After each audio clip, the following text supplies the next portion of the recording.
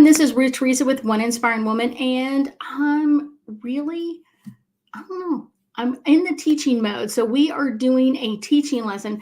I get asked so many times, kind of like, everybody hears about Mercury in retrograde, and then they'll be like, do the other planets go in retrograde? And I'll be like, yes, they all go into retrograde, and they all feel differently, and they all have different lengths of time that they go into retrograde. So that's kind of the fun, quirky part about them. So we're going to be talking about like what is retrograde, and then kind of like how many times a year each planet goes into retrograde. What does it mean? How should we change? And then kind of what are the things that we should really be working at? Because most of the time what you hear is, oh, when Jupiter goes into retrograde, you shouldn't do this and you shouldn't do that and you shouldn't do that. And there's a lot of things that you could be doing that would be amplifying the energy in Jupiter in retrograde, which is kind of really fun to work with the planetary energies to kind of bring in that new healed state. So that can be really fun and exciting. If you're jumping on, say hi, tell me where you're from. I will also be doing some angel cards. I didn't grab the whole deck, but we'll be doing some angel cards and talking about the planets and how do they affect us, and how many times a year they go into retrograde. Like, oh my gosh, it is all completely different. So we're going to start from the sun and work all the way out to the very last one, Pluto, on the very, very end. So if you have any questions, make sure you post them. I will answer your questions. All things retrograde. Here we go.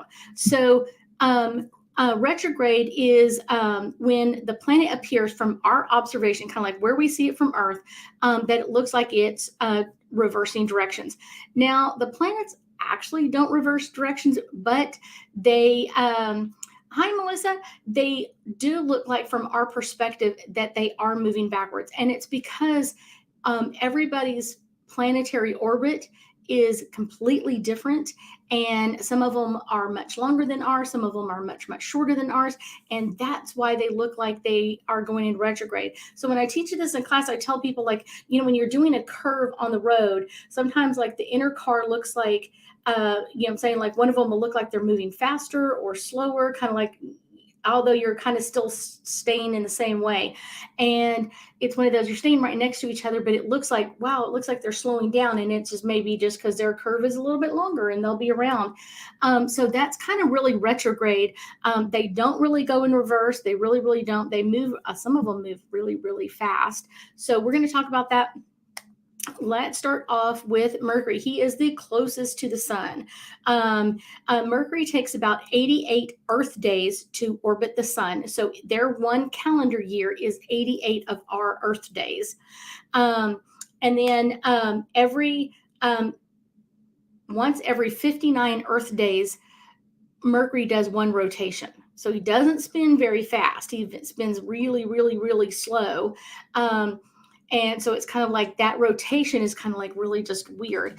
But I will tell you, Mercury rules communication, and that's all types of communication. So you're talking texting, talking, emailing, all of that kind of stuff, anything related to computers and how we connect to each other, which also means that it affects travel as well. So it's kind of like, wow, this is really interesting.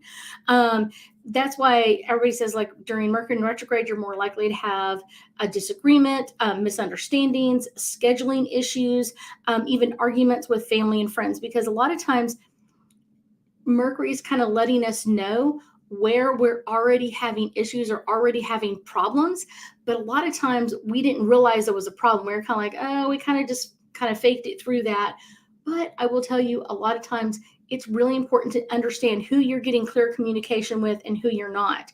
I will tell you that, to me, the best thing or the best way to communicate with someone during Mercury in retrograde is face-to-face communication, even if it's over the computer, because I can see your face and you can see my face. So if you're telling me something and I kind of go, you realize I'm not understanding what you just said. So then you can immediately go, well, what I mean is, and explain and explain, explain. But if we're over the telephone, you might hear a, huh? Okay.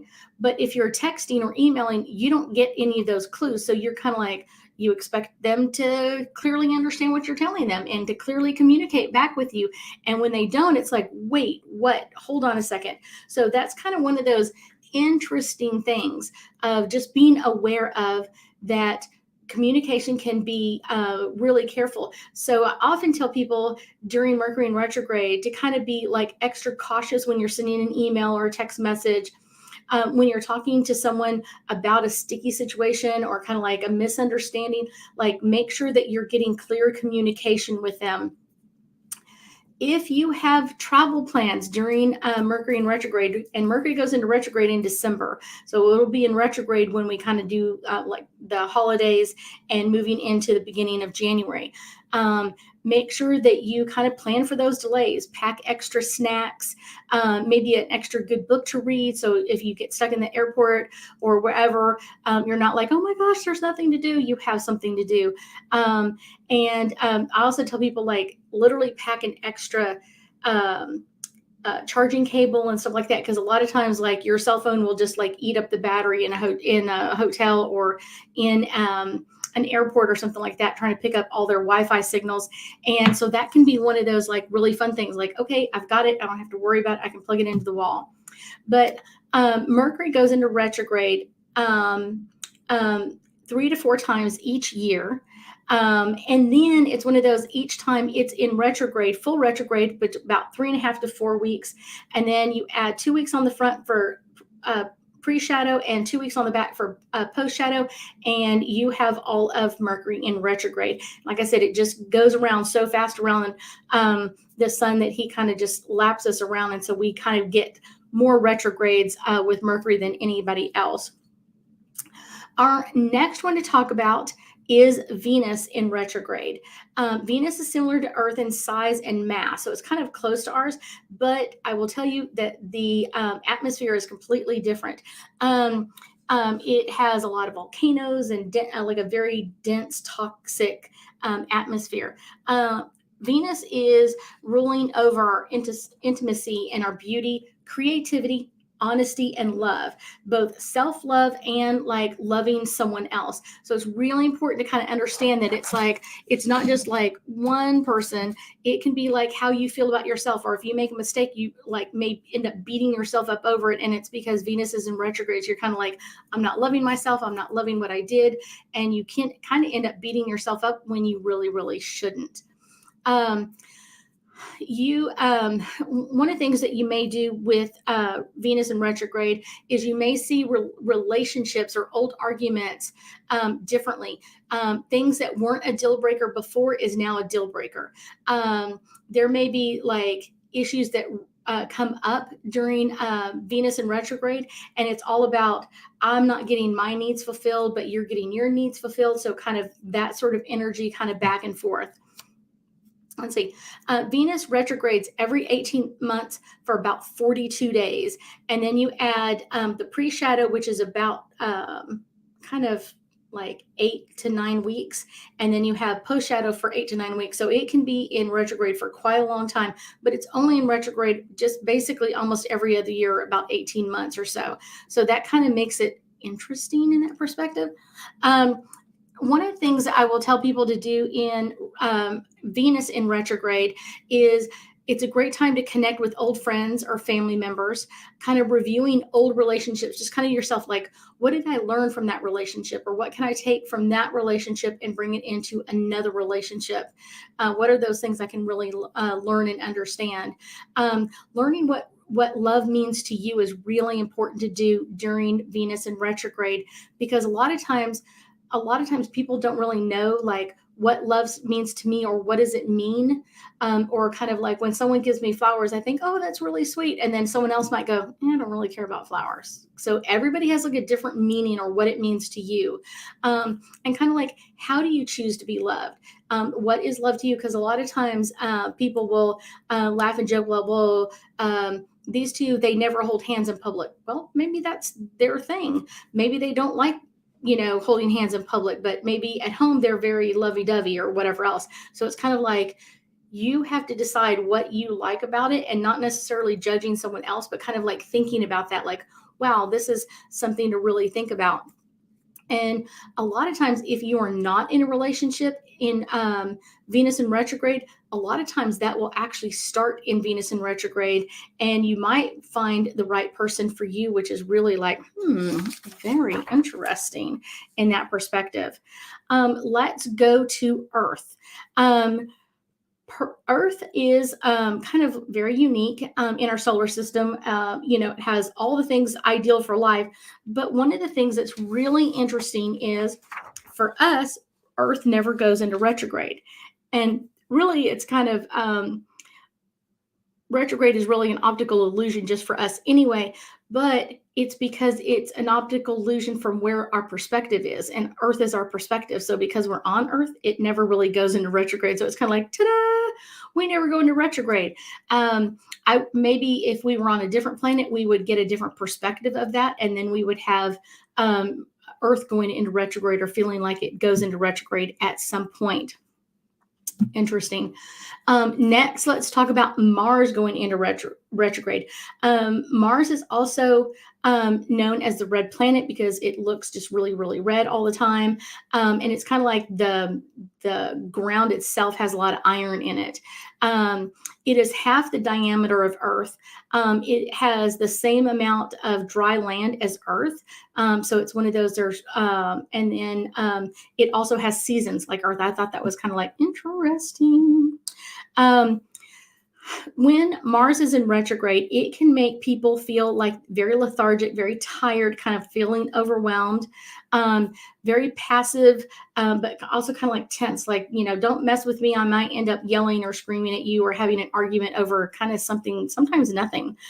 During this time frame, you may struggle to kind of release tension or relieve stress. And that's somewhat normal. And we do have Mars in retrograde now. Until next year. Also, let's see, kind of Mars is kind of like our frustration, our boiling over point. A lot of times when it's in retrograde, you're going to see a lot more people arguing, a lot of more people kind of like having arguments or kind of like, disagreements that they're not kind of like able to walk through or kind of deal with. And you may also have like repressed sentiments like, I don't want to show her that I'm sad over this, or I don't want to show her that I'm mad about this. Those can be just boil over during Mars in retrograde. One of the things I found that was really interesting is a lot of people talked about like going on walks when Mars is in retrograde, and journaling to kind of keep your temper under that crabbiness level. So you're kind of like, no. It's not necessarily you, it's the retrograde cycle, and that's how they affect us. A trick to maintaining good energy during Mars and retrograde is kind of implement like self-care, taking care of you and taking care of what you feel like you require at the time, and allow yourself to kind of do a little bit of indulgence. Maybe it's something that you really want to do, and just allow yourself during that Mars in retrograde energy. Next, let's talk about Jupiter. Jupiter is really kind of a very, very interesting planet. Jupiter has about a dozen moons. It has enormous magnetic field, and it's almost kind of like its own miniature solar system. It has such a magnetic field, so it has like so many planets, moons around it, that it's kind of like, wow, this is really interesting. Jupiter is considered a gas giant. It's not always considered a planet or a gas giant planet because it's got so much hydrogen and helium on it. Let's see. Actually, they have storms for hundreds of years on Jupiter. So that's kind of one of those interesting. Jupiter is really the planet of luck and abundance, wisdom, growth, and expansion. And Jupiter is also known for like teaching us like introspection, kind of like taking that like walk on the inside and kind of like, what do I feel about this, or how do I feel about this? And I will tell you, a lot of times it is a great time to kind of do some spiritual growing or development, or doing some classes during that time frame. It is a great time to do that. So therefore, it makes it a great time to study about your psychic gifts and abilities, and then kind of deepen your spiritual practice. So if you are already meditating, this is a really good time to kind of keep that up. or kind of keep that energy going. So you kind of like, okay, I'm still doing this. I'm still working through this energy. That is a good one. Let's move to Saturn. Saturn is the sixth planet from the sun. It's the second largest in the solar system. It is the least dense, but it has the rings, and their rings are full of like microscopic particles. And they were telling me, I saw something the other day that they were talking about, like literally there's so many like pieces of almost like they're almost called considered moons, because some of the pieces are so large that wrap around Saturn's center with the belts, that it's kind of almost like considered like a billion moons around the planet. I was like, ooh, that sounds interesting. Let's talk about it. The ring planet takes about 29.4 Earth years to complete one revolution around the sun. So in one of our years, it takes them 29.4 years to get one way around the sun. But on the other hand, it only takes 10.7 Earth hours to complete one rotation. So they spin really, really, really fast. Let's see. This one, Saturn is kind of really considered like the planet of karma, which can be positive and negative at the same time. It really depends on like the quantity and quality of your past actions, thoughts, and beliefs. And a lot of times I will tell you that people come in with a lot of stuff from their past lives in karma. So they have to really straighten out that karma. If they don't, they kind of keep taking it from lifetime to lifetime. So that can be a bit overwhelming for most people. I would think so. Saturn really is kind of connected, or kind of always looked at as the planet of structure, of limiting beliefs and ideas, restrictions. And it can literally be in retrograde 4.5 months. And then it takes 4 months to do pre-shadow and 4 months to do post-shadow. And it's in retrograde once a year. So literally it spends most of its life in retrograde. It very rarely comes out of retrograde. So one of the things to do while Saturn is in retrograde is that it's like dealing with your karma. Anything that comes up, kind of think about it like, is this mine or is it someone else's?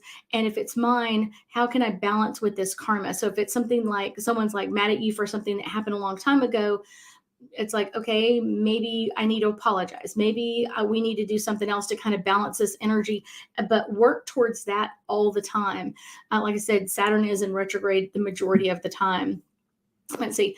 The other one is work on your self-discipline. Not like you need to discipline someone else, but really think about how you could kind of like maybe do things a little bit better. Or sometimes it's like, I wish I had a little bit better organization, or sometimes I had a little bit better of this.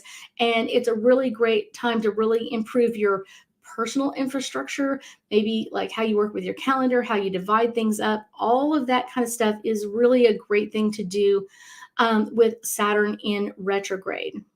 Let's move on to Uranus. Uranus is a blue-green planet.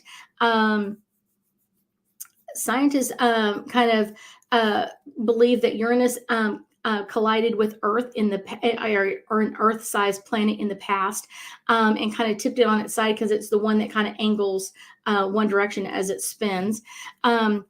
Saturn takes 7 years to complete one cycle. It's so far out there and it goes so slow that it takes 7 years to get through one cycle. It can take 5 months in retrograde plus 4 months in pre-shadow and 4 months in post-shadow. So that is a really, really long time. Uranus is really considered the planet of rebellion, kind of reformation, kind of like totaling changes. And I call it my hippy dippy planet because it's like on a dime. It's just like, I'm not liking this, like, boom, let's change. Let's get rid of this. Let's do something different. So it's instantly, let's make this change. Let's instantly make this different, is kind of that Uranus energy. I will tell you, it's also kind of one of those, a lot of times when Saturn is in retrograde, you'll end up hearing about countries going, having rebellions, a lot of countries kind of having like some shift in energy of kind of like political alliances. You'll have dictators taking over, all that kind of stuff. That all happens usually during Uranus in retrograde. If y'all have any questions, speak up. I'll answer as many as I can. I've been studying this for a couple of days, so I've got it all ready for you guys. Let's see. Neptune is the farthest planet away from the sun. It takes 30 times as far as it's 30 times farther away from the sun as the Earth is. Neptune takes 165 years to orbit the sun one time. I know, 165 years. That is a long time. The surface of Neptune is like icy blue, and they're kind of even thinking that the clouds are made out of methane. So it kind of has like this really icy blue, really pretty color to it. The planet spins at 700 miles per hour. That is crazy. So it is like a really fast spinner there. Neptune has 11 moons that orbit around it, and only one is called Triton, but it's one of those, like, it's the largest one it has. So that's kind of like an interesting one. Let's see, Neptune rules our dreams and our intuition.